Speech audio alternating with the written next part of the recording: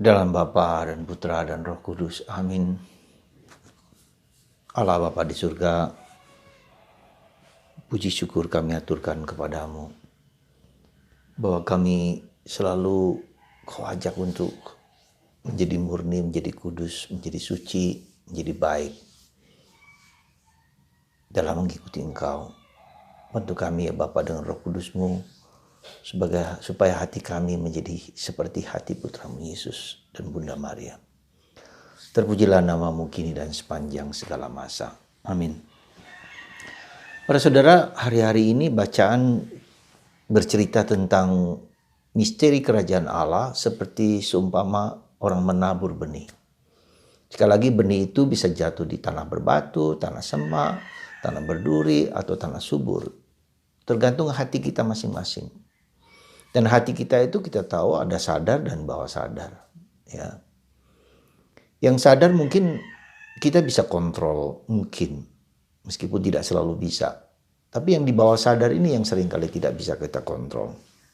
Nah, sudah terkasih ketika ditabur di tanah yang subur, ternyata gandum itu juga muncul ilalang. Dari mana muncul ilalang itu? Tuhan Yesus menerangkan bahwa ada orang jahat yang menabur ilalang itu. Jadi, dan ini merupakan dibiarkan oleh sang pemilik supaya nanti pada akhir zaman atau pada waktu panenan maka dipotong kedua-duanya. Saudaraku terkasih, teks ini bisa menjelaskan tentang misteri kejahatan dalam hidup kita, hidup manusia. Jadi ada dua hal. Jadi kita berusaha menjadi manusia baik dan ada orang-orang yang manusia jahat. Ya, katakanlah seperti itu. Ilalang adalah manusia jahat yang bukan hanya manusia, tapi peristiwa-peristiwa yang menggoncangkan, yang membuat orang jauh dari Tuhan. Jadi sesuatu yang eksternal ya di dalam kehidupan kita. Problem kehidupan, salib, problem suami, istri, anak-anak, siapa saja yang membuat kita tidak mampu untuk berbuat baik atau tidak mampu kita untuk melakukan kehidupan yang lebih baik lagi. Jadi ada faktor eksternal di situ. Dan pada waktunya kita bisa kemudian ya pada akhir zaman kemudian ini akan dua-duanya dibiarkan hidup. Jadi katakanlah ada kejahatan di luar diri kita. Tetapi saya membaca juga bukan hanya di luar diri kita, tetapi justru di dalam diri kita. Ya, ilalang itu di dalam diri kita masing-masing. Ada di dalam hati kita masing-masing. Seperti halnya duri, seperti halnya batu, seperti halnya semak. Ilalang juga ada dalam diri kita. Nah, ilalang itu apa? Terserah. Segala sesuatu yang membuat kita menjauh dari Tuhan. Segala sesuatu yang membuat kita jauh dari sesama. Ya. Nah, sekali lagi, di mana tempat ilalang itu? Ya. Ilalang itu tempatnya bisa di tingkat sadar, bisa juga di tingkat bawah sadar. Nah, ketika kita menjelaskan suatu kenyataan yang demikian dalam hidup kita, ya, bahwa ilalang itu adalah dalam diri kita sendiri dan kita mau cabut, kita mau dicabut, bisa juga sementara kita bisa mencabutnya. Ya.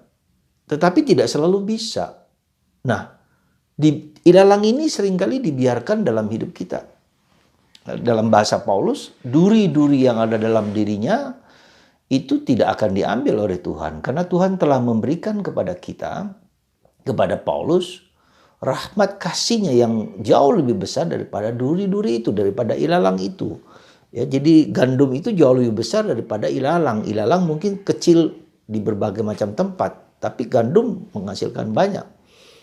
Ya, jadi kita melihat bahwa bagaimana sikap kita, bagaimana sikap kita di dalam menghadapi batu, menghadapi ilalang, menghadapi duri, menghadapi tanah yang subur. Oke, kalau tanah subur itu tanah di mana kita semakin mendekat kepada Tuhan, semakin mendekat kepada diri kita sendiri, semakin mendekat kepada sesama. Ya, katakanlah kasih. Nah, dalam proses inilah proses kehidupan kita yang terus-menerus berjuang, ya, berjuang terus-menerus untuk membuat hidup kita menjadi lebih baik. Nah, justru inilah yang ilalang ini justru dibiarkan tumbuh supaya kita menjadi lebih baik. Ya, supaya kita menjadi lebih baik, supaya kita bagaimana menghadapi ilalang ini ada dua kemungkinan. Kemungkinan pertama bisa dicabut akarnya, seandainya bisa. Kelemahan-kelemahan itu kita cabut, seandainya bisa ya syukur. Tapi seringkali justru tidak. Kita harus berdamai dengan adanya ilalang itu. Kita harus berdamai dengan adanya batu itu. Kita harus berdamai dengan adanya semak itu. Kita harus berdamai dengan kekurangan-kekurangan, dengan masa lalu kita, dengan problem hidup kita, dengan apa saja yang ada dalam diriku, tapi juga yang ada dalam diri orang lain. Berdamai dengan situasi, berdamai dengan keadaan yang ada ini, itu merupakan sesuatu yang sikap batin yang sungguh luar biasa, yang harus kita miliki gitu, supaya hidup kita menjadi hidup yang lebih damai. Sekali lagi kata berdamai, reconcile with myself. Nah, untuk bisa berdamai dengan diri sendiri, maka kita harus mengenalinya, menerimanya dulu. Menerima sebagai sesuatu yang ada. Bahwa saya seorang pemarah, oke. Apakah pemarah itu bisa kita habis, bisa kita angkat, kita buang? Juga bisa, iya bisa enggak. Tapi juga menjadi bisa kita berdamai, memang saya seorang pemarah. Atau juga mungkin seorang pemabuk. Atau mungkin juga seorang, katakanlah orang yang dalam tanda petik, orang yang nakal seperti itu. Ya kita terima kenyataan itu. Juga mungkin kita harus menerima salib yang ada dalam diri kita. Kita juga harus menerima kenyataan bahwa virus COVID ini juga harus nyata dalam diri kita.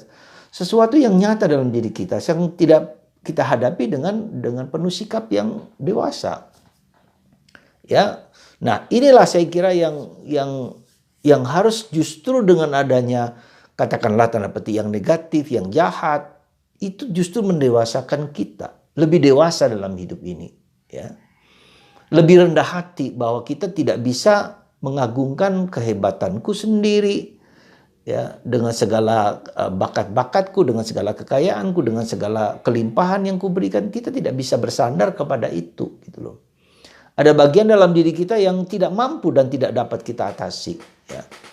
Dan semakin lama semakin kita dewasa, semakin kita memahami bahwa memang tidak bisa kita mencabutnya, ya.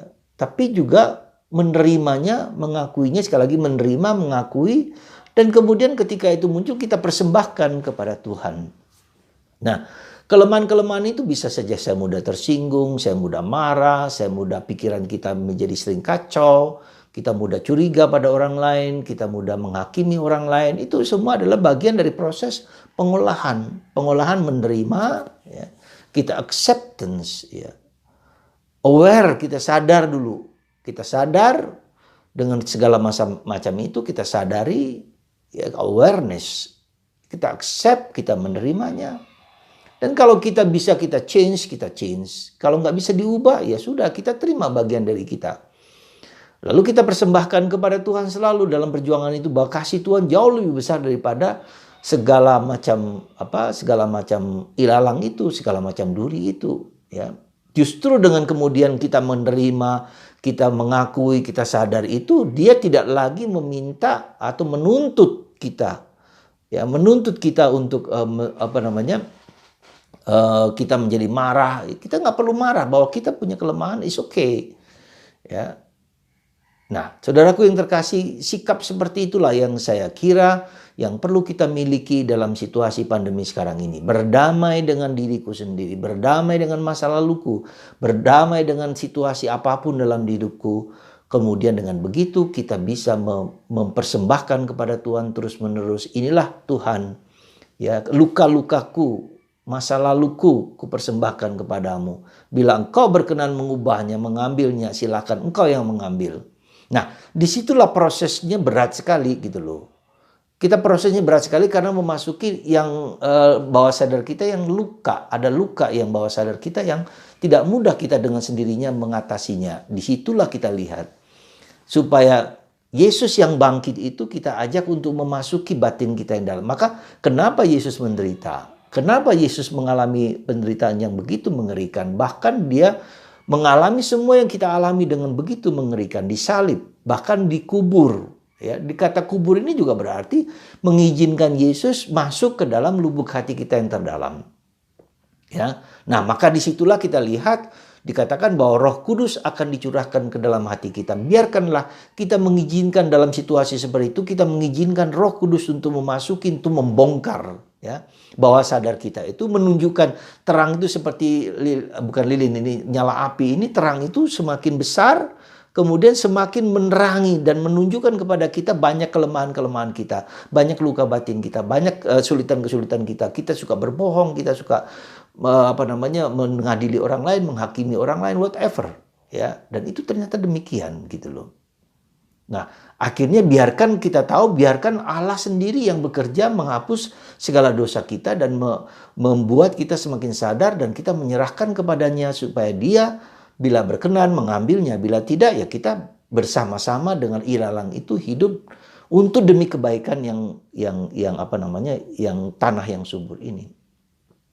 Jadi itulah saudaraku terkasih, suatu proses perkembangan hidup rohani kita semakin seperti itu, berdamai dengan diri kita sendiri, ya. Dan kalau Tuhan berkenan mengambilnya, dan kalau tidak berkenan biarkan itu terjadi. Kita persembahkan kepada Tuhan supaya kita menjadi lebih rendah hati, ya, lebih tidak merasa diri sombong, hebat, kuat dan segala macam.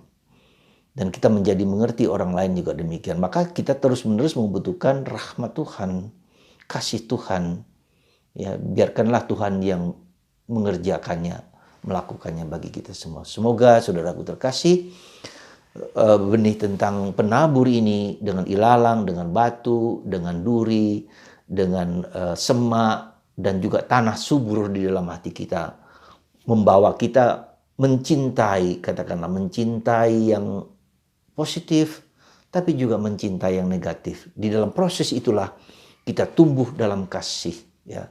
Kita tumbuh dalam kasih. Lalu ya kita lalu fokus lagi bukan lagi pada kelemahan kita, tapi fokusnya kepada Allah. Ini yang dengan semua halangan itu membawa kita fokus kepada Allah.